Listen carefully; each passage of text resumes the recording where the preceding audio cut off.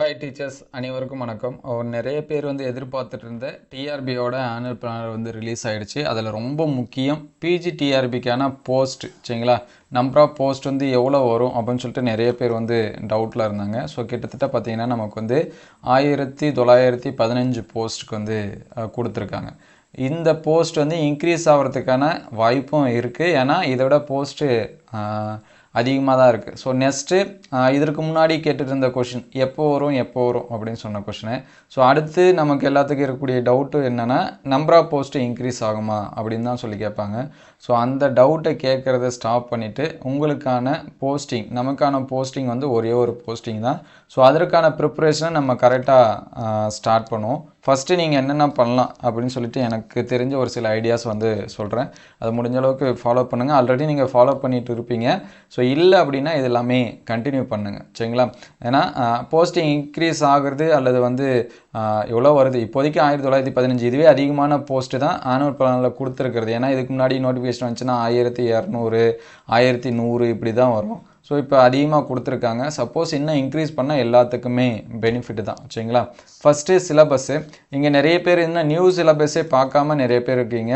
So new சிலபஸை பார்க்காத கேண்டிடேட்டாக இருந்தீங்க அப்படின்னா நியூ சிலபஸ் டவுன்லோட் பண்ணிங்க. நான் டிஸ்கிரிப்ஷன் லிங்க்கில் தரேன், நீங்கள் செக் பண்ணி பார்த்துக்கலாம். ஸோ ஃபஸ்ட்டு உங்களுடைய சிலபஸை டவுன்லோட் பண்ணி அதை என்ன பண்ணுறேங்க பிரிண்ட் அவுட்டை போட்டு கையில் வச்சிங்க. ஸோ நெக்ஸ்ட்டு நீங்கள் பண்ண வேண்டியது அதுக்கான மெட்டீரியல்ஸ் சரிங்களா. அது ஸ்டாண்டர்டு புக்ஸாக இருக்கலாம், அல்லது கைடாக இருக்கலாம், அல்லது எனி ஒன் ஒரு கோச்சிங் சென்டரோட மெட்டீரியல்ஸாக இருக்கலாம். அது எல்லாமே உங்களுக்கு எவ்வளோ யூனிட் 10 யூனிட்டா 15 யூனிட்டா 20 யூனிட்டா எத்தனை யூனிட் இருந்தாலும் அது எல்லாமே கவர் ஆகுதா அப்படின்னு சொல்லிட்டு பாருங்கள். அப்படி இல்லை அப்படின்னா கவர் ஆகிற மெட்டீரியல்ஸாக எடுத்து வச்சுங்க. ஈவன் அது தமிழ் எலிஜிபிலிட்டி டெஸ்ட்டாக இருந்தாலும் சரி, எஜுகேஷன் சைக்காலஜிக்காக இருந்தாலும் சரி, எல்லாமே கவர் பண்ணிங்க. ஸோ நெக்ஸ்ட்டு எல்லாத்துக்கும் இருக்கக்கூடிய டவுட்டு நான் மேஜர் படிக்கணுமா, அதுக்கடுத்து எஜுகேஷன் சைக்காலஜி இது படிக்கணுமா, அதுக்கடுத்து தமிழ் எலிஜிபிலிட்டி டெஸ்ட்டு படிக்கணுமா அப்படின்னு சொல்லிட்டு. ஸோ ஃபஸ்ட்டு 1 by 1 கம்ப்ளீட் பண்ணுங்கள். எப்பயுமே நமக்கு தெரிஞ்சதை ஸ்டார்ட் பண்ணால் ரொம்ப பெட்ரு. ஸோ நமக்கு தெரிஞ்சது நம்மளுடைய மேஜர்ஸ் தான். ஏன்னா 110 மார்க்ஸ் பார்த்திங்கன்னா நம்மளுடைய மேஜர்லேருந்து தான் வரும். அதனால் நம்மளுடைய மேஜரை ஃபஸ்ட்டு ஸ்ட்ரென்தன் பண்ணுங்கள். அதனால் மேஜரை ஃபஸ்ட்டு என்ன பண்ணுங்கள் ஸ்டார்ட் பண்ண ஆரம்பிங்க. நிறைய பேர் என்ன பண்ணுவாங்கன்னா நம்ம எஜுகேஷன் சைக்காலஜி தான் நமக்கு மார்க் குறையும், அதனால் எஜுகேஷன் சைக்காலஜி ஸ்டார்ட் பண்ணுவோம் அப்படின்னு சொல்லிட்டு பண்ணுவீங்க. உங்களுடைய சாய்ஸ் தான் அது. இதுதான் நீங்கள் படிக்கணும்னு சொல்லலை. ஸோ என்னுடைய ஐடியா ஃபஸ்ட்டு, ஏன்னா நமக்கு 110 மார்க்ஸ் ரொம்ப ரொம்ப முக்கியம். மேஜரில் நீங்கள் மோஸ்ட்லி எடுத்துட்டீங்க அப்படின்னா எஜுகேஷன் சைக்காலஜியில் ஒரு 20, ஏன்னா அது வரதே ரொம்ப பெருசு சரிங்களா. ஏன்னா எங்கேருந்து கொஷின்ஸ் கேட்குறாங்க அப்படிங்கிறது இதுக்கு முன்னாடி எக்ஸாம் எழுதுன்னு உங்களுக்கு தெரியும். நியூவாக எழுதணுங்க பழைய கொஷின்ஸ் பார்த்தா தெரியும். ஸோ அதுக்கடுத்து நமக்கு தமிழ் எலிஜிபிலிட்டி டெஸ்ட் அப்படிங்கிறது ஜஸ்ட்டு பாஸ்க்கு தான். ஸோ அதனால் டிஎன்பிஎஸ்சியில் நிறைய டெஸ்ட் வைக்கிறாங்க சரிங்களா. நீங்கள் டிஎன்பிஎஸ்சி டெஸ்ட்டு கொஷின் பேப்பர்ஸ் பாருங்கள். 10th ஸ்டாண்டர்ட் வரைக்கும் படிங்க. அதுலேயுமே நிறைய பேருக்கு டவுட் இருக்குது எந்தெந்த புக்ஸ் படிக்கணும் தமிழ் எலிஜிபிலிட்டி டெஸ்ட்டுக்கு அப்படின்னு சொல்லிட்டு. ஸோ நான் அடுத்த வீடியோவில் அதை கிளியராக உங்களுக்கு சொல்கிறேன். ஸோ அதுக்கடுத்து நீங்கள் பண்ண வேண்டியது ஃபஸ்ட்டு சிலபஸை கம்ப்ளீட் எடுத்து வச்சுருங்க. மெட்டீரியல் கம்ப்ளீட்டாக ரெடி பண்ணி வச்சுருங்க. உங்களுக்கான ஸ்டடி பிளான் போடுங்க சரிங்களா. ஃபஸ்ட்டு 1 டேக்கான ஸ்டடி பிளான் சரிங்களா. 1 டேயில் நீங்கள் ஃபுல்லாக ஃப்ரீயாக இருக்கீங்களா அல்லது ஒர்க் போயிட்டுருக்கீங்களா, அதுக்கேற்ற மாதிரி ஃபஸ்ட்டு 1 டே ஸ்டடி பிளான் போடுங்க. நெக்ஸ்ட்டு 1 வீக்குக்கான ஸ்டடி பிளான் போடுங்க. அதை 1 மந்த்துக்காக என்ன பண்ணுங்கள் கன்வெர்ட் பண்ணுங்கள் சரிங்களா.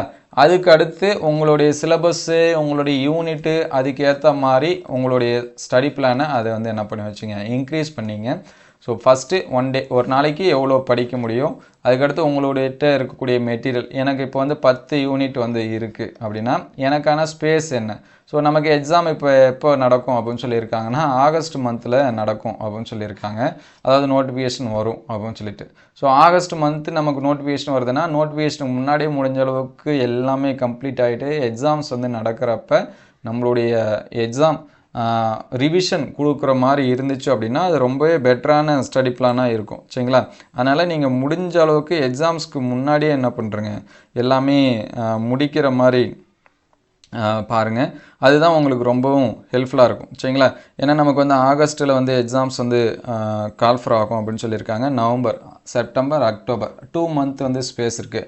நவம்பர் ஃபஸ்ட்டில் எக்ஸாம்ஸ் நடக்கலாம், அல்லது நவம்பரோட லாஸ்ட் வீக் நடக்கலாம். இன்னும் ஒரு சில பேருக்கு டவுட் வரும், ஆகஸ்ட்லேயே கால்ஃபர் பண்ணிவிடுவாங்களா, ஏன்னா லாஸ்ட் டைம் மே மந்த் சொன்னாங்க, ஆனால் அது கால்ஃபர் நடக்கலை. இந்த வாட்டி கண்டிப்பாக என்ன பண்ணுவோம் நடக்கும். ஏன்னா நிறைய பேர் கொஞ்சம் கோபமாகவும் இருக்காங்க, இன்னும் இவங்க வந்து நடத்தாமலே இருக்காங்களான்னு சொல்லிட்டு. ஸோ அது எல்லாமே பார்ப்பாங்க. அடுத்து நமக்கு எலெக்ஷன் இது எல்லாமே இருக்குது. அதனால் கண்டிப்பாக சொன்ன டேட்டில் வரனாலும் அடுத்த மந்த்து கொஞ்சம் தள்ளி போனாலும் கரெக்டாக என்ன பண்ணணும் நடக்கும். ஒரு சில டைம் பிஃபோராக கூட வரதுக்கான என்ன இருக்குது, சான்சஸ் இருக்குது. அதனால் நீங்கள் வந்து பாருங்கள் சரிங்களா. உங்களுடைய பிளானிங்கை வந்து கரெக்டாக என்ன பண்ணுங்கள், போட்டு வைங்க. இப்போ 10 யூனிட் இருக்குன்னா 1 மந்தில் எத்தனை யூனிட் கம்ப்ளீட் பண்ண முடியும், அடுத்து எத்தனை. ஏன்னா நீங்கள் வந்து 1 டேக்கு அதை கால்குலேட் பண்ணிங்கன்னா அது 1 வீக்கு கன்வெர்ட் பண்ணிங்கன்னா உங்களுக்கு வந்து என்னவாக இருக்கும், ஈஸியாக இருக்கும்.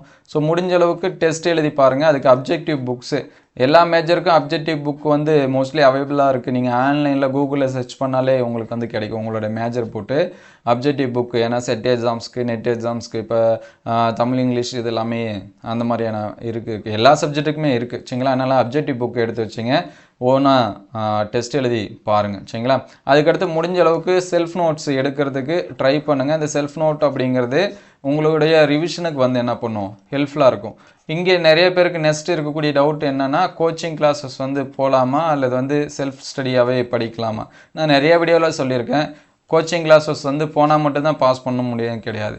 ஸோ உங்களுக்கு எக்ஸாமை பற்றின ஐடியா இல்லை, உங்கள்கிட்ட சரியான மெட்டீரியல் இல்லை அப்படின்னா நீங்கள் கண்டிப்பாக என்ன பண்ணுங்கள், கோச்சிங் கிளாஸஸ் வந்து போங்க. அமௌண்ட் எல்லாமே அதிகமாக தான் கேட்குறாங்க. அமௌண்ட்டை பார்த்தா நம்மளை வந்து நமக்கு ஐடியா இருந்துச்சுன்னா பிரச்சனை இல்லை. இப்போ எனக்கு மெட்டீரியல் இருக்குது, ஐடியா இருக்குது, நான் டெஸ்ட் எழுதுவேன், எல்லாமே A to Z நான் கம்ப்ளீட் பண்ணிவிடும் அப்படின்னா நீங்கள் செல்ஃப் ஸ்டடி. ஏன்னா ஃபஸ்ட்டு நான் எக்ஸாம்ஸ் வந்து எழுதுகிறப்ப 2017 டிஆர்பி ப்ரிப்பேர் பண்ணேன். எப்போலேருந்து அப்படின்னா 2015 பண்ணேன். 2015, 16 இந்த 2 இயர்ஸ் ப்ரிப்பேர் பண்ணேன். 17 என்னால் என்ன பண்ண முடியலன்னா சக்ஸஸ் பண்ண முடியல.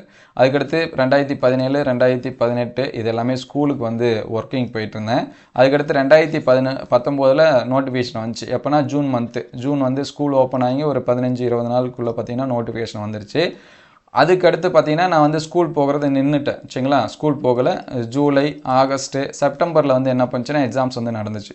ஸோ இந்த 2 மந்த்துமே, ஸோ கிட்டத்தட்ட 3 மந்த்னு வச்சிங்களா. இந்த 3 மந்த்து வந்து பார்த்திங்கன்னா நான் வந்து சென்டர் போல் ரூமில் இருந்து தான் படித்தேன் சரிங்களா.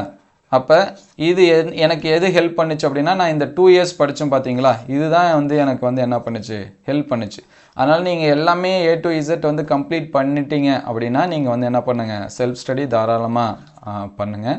அதர்வைஸ் உங்களுக்கு வந்து எனக்கு எஜுகேஷன் சைக்காலஜிக்கு மெட்டீரியல் இல்லை, தமிழ் டெஸ்ட்டுக்கு மெட்டீரியல் இல்லை, என்னோடய மேஜருக்கே சரியான மெட்டீரியல்ஸ் இல்லை அப்படின்னா நீங்கள் ஒரு சென்டரில் கொடுத்து வாங்கிக்கலாம் அல்லது கோச்சிங் கிளாஸஸ் போய்க்கலாம். நிறையா சென்டரில் இப்போ பார்த்தீங்கன்னா ஆன்லைன் டெஸ்ட்டு இந்த மாதிரிலாம் என்ன பண்ணுறாங்க, கண்டக்ட் பண்ணுறாங்க சரிங்களா. அதில் கூட நீங்கள் என்ன பண்ணிக்கலாம், ஜாயின் பண்ணிக்கலாம். அது உங்களுடைய ஓன் இன்ட்ரெஸ்ட் சரிங்களா. எதாக இருந்தாலும் எஃபோர்ட் எடுத்து ட்ரை பண்ணுங்கள். ஏன்னா கண்டிப்பாக முயற்சி பண்ணால் நமக்கான சக்ஸஸ் வந்து கிடைக்கும் சரிங்களா. ஏன்னா நிறைய பேர் வெயிட் பண்ணிகிட்டு இருக்காங்க, நம்ம வந்து போஸ்டிங்க்கு வந்து போயிட மாட்டோமா அப்படின்னு சொல்லிட்டு. ஸோ அதனால் கண்டிப்பாக உங்களால் என்ன பண்ண முடியும், போஸ்டிங்க்கு வந்து போக முடியும். இது எல்லாமே நான் கம்மியாக தான் சொல்லியிருக்கேன். ஸோ நெக்ஸ்ட் வீடியோவில் உங்களுக்கு எதாவது டவுட் இருந்துச்சுன்னா அதை கமெண்ட் பண்ணுங்கள். அடுத்தடுத்த வீடியோவில் என்னென்ன பண்ணலாம் அப்படிங்கிறத டீட்டெயில்டாக பார்ப்போம். ஏன்னா இதெல்லாமே ஏற்கனவே நம்ம நிறைய வீடியோவில் சொல்லியிருப்போம். ஏற்கனவே பார்த்தவங்களா இருந்தால் டென்ஷன் கூட ஒரு சில டைம் ஆகலாம். ஸோ உங்களை பூஸ்டப் பண்ணுறதுக்கு இந்த வீடியோ தான். ஸோ அதனால் பிளானிங் வந்து கண்டினியூ பண்ணாமல் இருந்தீங்கன்னா இன்னையிலேருந்து ஸ்டார்ட் பண்ணுங்கள். என்னால் முடிஞ்ச அளவுக்கு நான் உங்களுக்கு வந்து கைட் பண்ணுறதுக்கு ரெடியாக இருக்கேன். ஸோ என்னோடய மேஜர்ஸ்க்கு ஒரு சில இது வந்து சொல்கிறதுக்கும் ரெடியாக இருக்கேன். உங்களுக்கு டவுட்னா கமெண்ட் பண்ணுங்கள்.